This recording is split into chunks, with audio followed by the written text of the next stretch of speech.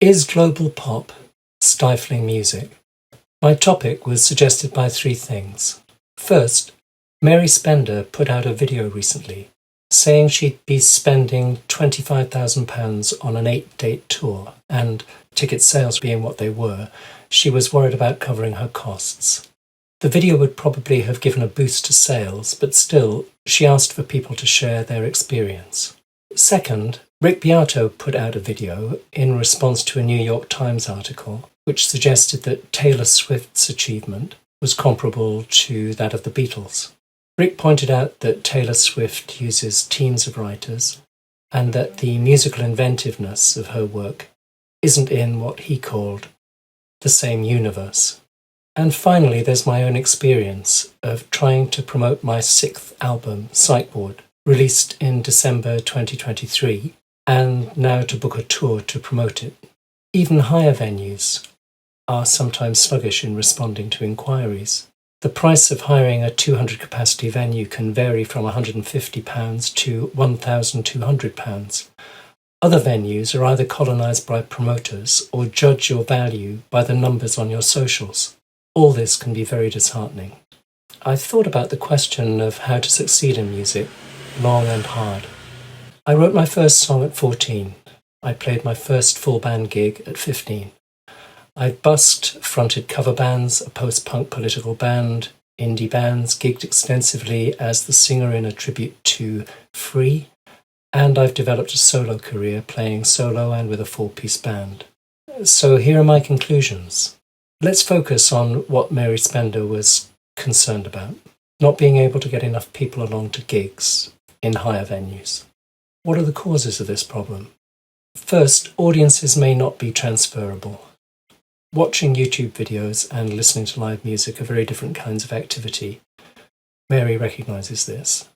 Also, given the huge international reach of YouTube, the number of ardent fans in each town in the UK, say, may not be huge, so if only 5% of those are up for going to a gig, that may not be a large number, even if you've got huge numbers of subscribers. Second, interest in music increasingly depends on promotion and exposure. The public, as well as many musicians, may underestimate the extent to which they are being manipulated by subtle forms of advertising. Getting a performer recognised, which is the first stage of getting their fans to gigs, depends on stimulating interest by paid advertising. Independents don't usually have the budget for big, sustained, multimedia campaigns. Third, small club live music may be in competition with other media such as YouTube itself. Would you rather go to a gig 100 miles away or watch someone's film of it on YouTube? Fourth, ticket prices have gone up. People who are prepared to pay £100 to see their favourite artist may not be willing to spend £15 on someone they don't know or don't know as well. Fifth, expecting too much. We call a set of gigs a tour now, but maybe we shouldn't. Many bands from the 60s to the 90s had gigged extensively over a long period in small local venues before they ever got the chance of a fully fledged tour. And because we know that some people get famous quickly, we may be impatient. Sixth, absence of strategy. Many musicians don't like promoting themselves and the narcissism that often goes with it. But wasn't it always pretty much the same, really? Let's look at the case of the Beatles, just because they are widely regarded as the band that struck the prototype for all bands since, however much these have diversified. They had plenty of marketing, but A, it was slower, more localised, and B, they did their time. Brian Epstein, who wasn't a manager when he took them on, only took them on because he was impressed by them at a gig. If he hadn't done this and got them a record deal, they might have remained a highly accomplished local live act. Many people would regret this because of the huge difference they've made to subsequent music and the pleasure their music brings to successive generations. Will this be equally true of Taylor Swift, Ed Sheeran, and Adele? I doubt it, and for two reasons. First of all, the marketing machinery is vastly more powerful now. We all know we can be made to like things which are of questionable value. Big Macs, fast cars, social one-upmanship, etc. Second, their work, it could be argued, has a weaker identity because of the numbers of people involved in making it. Rick Beato points out that many songs assumed to be written by Taylor Swift, say, I'm just using her as an example because he did, are in fact written with a sizable cast of other people. But again, isn't this like, say, Frank Sinatra? Once more, I doubt it. Frank Sinatra only ever really claimed to be an accomplished club singer, not a uniquely inventive artist.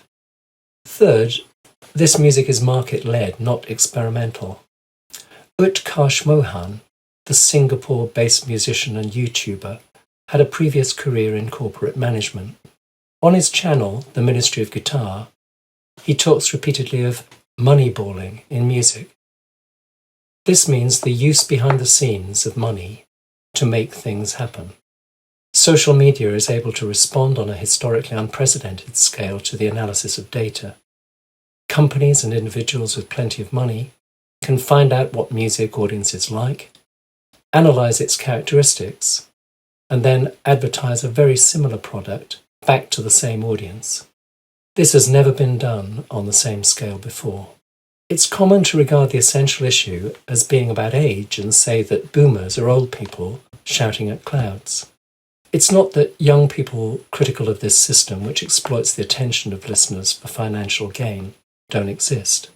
They do, but they aren't yet organised into a global movement, and they're up against the money-driven propaganda of multinational corporations like Sony and UMG. What's the solution? One, you could say, do tributes. I got into the tribute scene initially from love of the music of Free and a desire to stop playing cover gigs in pubs. I still do Neil Young shows occasionally so as to gain access to bigger audiences. Keith James is a striking example of a solo artist who's made a good career out of this. Second, you can build your audience slowly. This is perhaps commoner in folk circles. Martin Joseph is constantly touring and now plays some really big venues like St David's Hall in Cardiff, but he still plays tiny folk clubs too. You could get a label, a manager or an artist developer. Undoubtedly, depending on their experience and interest in your work, this helps. They can, for example, help crucially in managing your calendar, organising modest advertising campaigns, and getting gigs. Fourthly, you could hire venues and do your own advertising, paid advertising on Facebook. This will require considerable amounts of endlessly renewable energy. Independent musicians will often, in all probability, think of giving up. This isn't invariably a bad thing. A lot of people go into music in part because of false ideas generated by the publicity racket. But if you have a genuine impulse to express your creativity in this particular art form, giving up would feel like defeat. Alternatively, you could modify your expectations. This isn't just a matter of accepting or truly believing, as Richie Edwards, Jonathan Kelly, Peter Green, and maybe Duffy, Bernard Butler, and Sam Fender have done, that some sorts of success, however much coveted, aren't actually worth the emotional cost. It's also a matter of accepting that to get in front of a substantial audience, say 200 to 300 people regularly, may require slow, steady effort of an appropriate kind, plenty of gigging, and trying lots of different strategies. One such strategy is getting people interested in your story. We all understand the importance of the story. Some years ago, I was introduced to a well-established publicist. He said, kindly I think, "Tell me about yourself." So I told him about growing up with my guardians in the South Wales valleys. He stopped me and said, "We can use that." Now, I recently published a book of poems, Heartlands, and on the jacket I mentioned the same facts, knowing their relevance. So I think he was only pointing out that people might find this interesting. But it was the alacrity with which he said, "We could use this bit of my biography," that unsettled me. I began to feel that publicity was like writing a novel where a character had your name, but wasn't quite you. I still think my qualms were justified. The question is, how do you promote yourself honestly? Getting across all media channels is hard. And as Jonathan Haidt has argued recently, social media addiction has become a serious problem, implicated in the dramatic rise of psychological distress, suicide and self-harm. And all this seems to have happened since the invention of the smartphone. But we are touching here on some broader issues. Behind the question, how do I succeed, is the question, which it's important to keep asking ourselves, why do we want to? Robert Ashton, in his book, Where Are the Fellows Who Cut the Hay?, writes about the communal benefits of singing. Individual performances can bring these benefits, but too often as performers, we may be focused unduly on ourselves. We're living in an era where the cult of self has developed to a degree some might consider pathological. And anyway, what is success? Carol Atherton, in her book Reading Lessons, writes about these social injustices built into the American dream. If those who succeed believe that they are the sole architects of their own success, do those who fail believe that they are entirely responsible for what are perceived as their failures? Has success become a sad replacement for goodness? Companies within the revealingly named music industry often see the relation between audience and music cynically. They optimize the product to ensure sales, clicks, and streams. They sell vinyl in assorted colours to completists. This sort of thinking is present in the book publishing world, where some publishers ask authors to write to titles they know will sell, rather than seeking to publish books they believe are worth writing. When McCartney wrote Let It Be, or the Manics wrote If You Tolerate This, Joni Mitchell wrote River, or Laura Marling wrote Once, were they serving up more of what they knew the public would go for? Or were they expressing themselves? Deeper down still is a moral issue. Great poets, said Wordsworth, create the taste by which they are to be enjoyed. Market-led artists give the market what it already has a taste for. But much music criticism is miles away from recognizing the importance of this and really trying to determine what's good.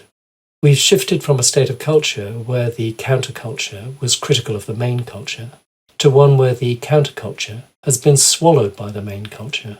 Or maybe it's less a matter of being swallowed up than of being drowned out. Those with the most money have in media terms the loudest voices. When people tell you how many albums Taylor Swift or someone comparable has sold, they're unlikely to know how much money was spent to make that possible. We need to put aside commercialism and ageism, and to some extent ourselves, and look at the real issues.